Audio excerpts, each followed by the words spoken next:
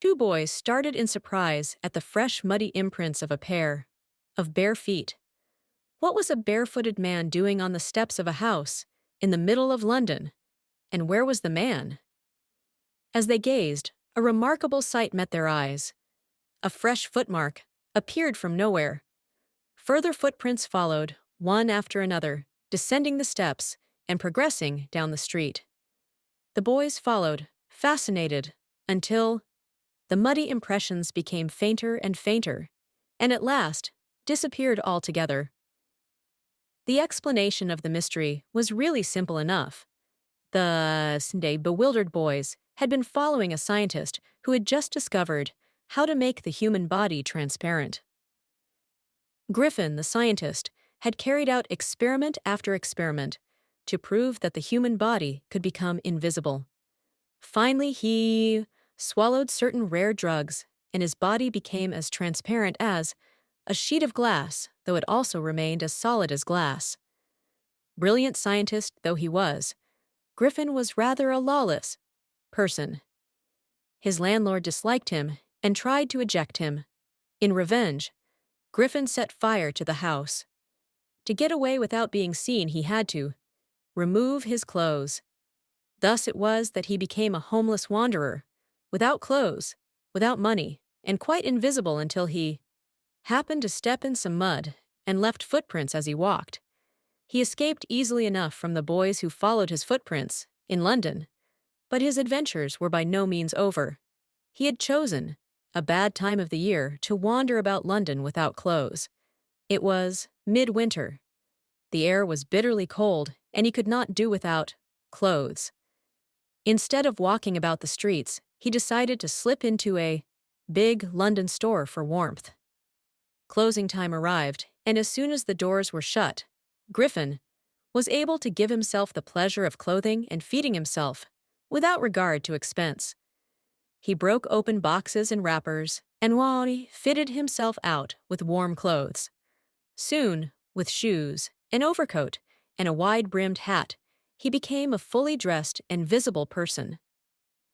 In the kitchen of the restaurant, he found cold meat and coffee, and he followed up the meal with sweets and wine taken from the grocery store. Finally, he settled down to sleep on a pile of quilts. If only Griffin had managed to wake up in good time, all might have been well. As it was, he did not wake up until the assistants were already arriving next morning. When he saw a couple of them approaching, he panicked and began to run. They naturally gave chase. In the end, he was able to escape only by quickly taking off his newly found clothes. So once more he found himself invisible, but naked in the chill January air. This time he decided to try the stock of a theatrical company in the hope of finding not only clothes, but also something that would hide the empty space above his shoulders. Shivering with cold, he hurried to Drury Lane, the center of the theater world. He soon found a suitable shop. He made his way, invisible, upstairs, and came out a little later wearing bandages around his forehead, dark, glasses, false nose, big bushy side whiskers, and a large hat. To escape, cheat without being seen, he callously attacked the shopkeeper from behind, after which he robbed him of all the money he could find. Eager to get away from crowded London, he took a train to the village of Iping, where he booked 2 rooms at the local inn. The arrival of a stranger at an inn in winter was in any case an unusual event. A stranger of such uncommon appearance set all tongues wagging. Mrs. Hall, the landlord's wife, made every effort to be friendly. But Griffin had no desire to talk, and told her, "My reason for coming to Iping is a desire for solitude. I do not wish to be disturbed in my work. Besides, an accident has affected my face." Satisfied that her guest was an eccentric scientist, and in view of the fact that he had paid her in advance, Mrs. Hall was prepared to excuse his strange habits and irritable temper. But the stolen money did not last long, and presently Griffin had to admit that he had no more ready cash. He pretended, however, that he was expecting a check, to arrive at any moment. Shortly afterwards, a curious episode occurred.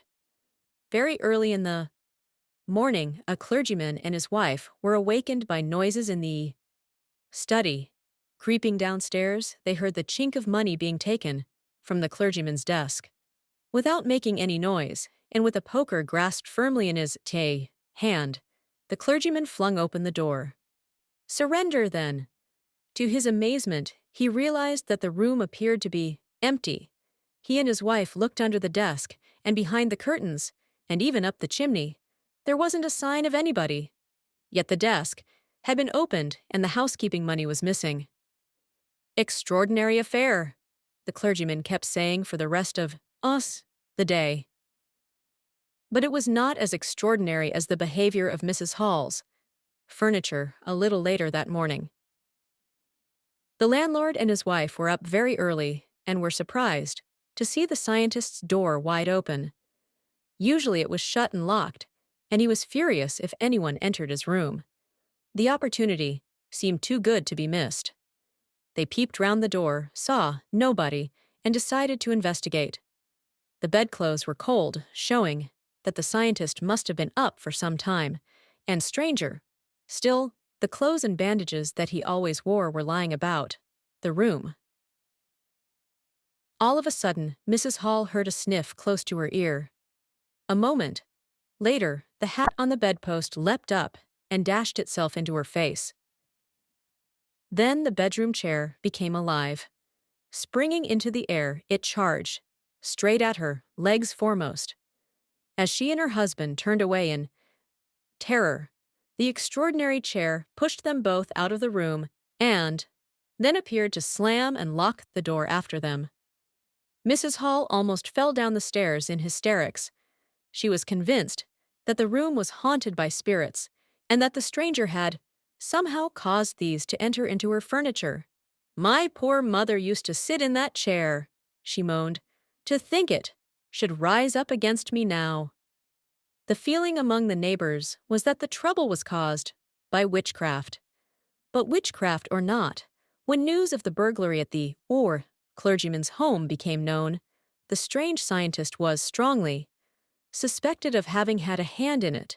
Suspicion grew even stronger when he suddenly produced some ready cash, though he had admitted, not long before, that he had no money. The village constable was secretly sent for.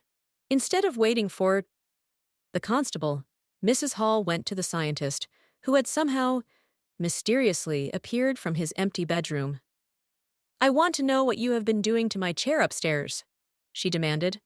"And I want to know how it is you came out of an empty room and how you entered a locked room." The scientist was always quick-tempered. Now he became furious. "You don't understand who or what I am," he shouted. "Very well, I'll show you." Suddenly, he threw off bandages, whiskers, spectacles, and even nose. It took him only a minute to do this. The horrified people in the bar found themselves staring at a headless man. Mr. Jaffers, the constable, now arrived, and was quite surprised to find that he had to arrest a man without a head. But Jaffers was not easily prevented from doing his duty. If a magistrate's warrant ordered a person's arrest, then that person had to be arrested with or without his head. There followed a remarkable scene as the policeman tried to get hold of a man who was becoming more and more invisible as he threw off one garment after another. Finally, a shirt flew into the air, and the constable found himself struggling with someone he could not see at all. Some people tried to help him, but found themselves hit by blows that seemed to come from nowhere. In the end, Jaffers was knocked unconscious as he made a last attempt to hold on to the unseen scientist. There were nervous, excited cries of, "Hold him!" But this was easier said than done. Griffin had shaken himself free, and no one knew where to lay hands on him.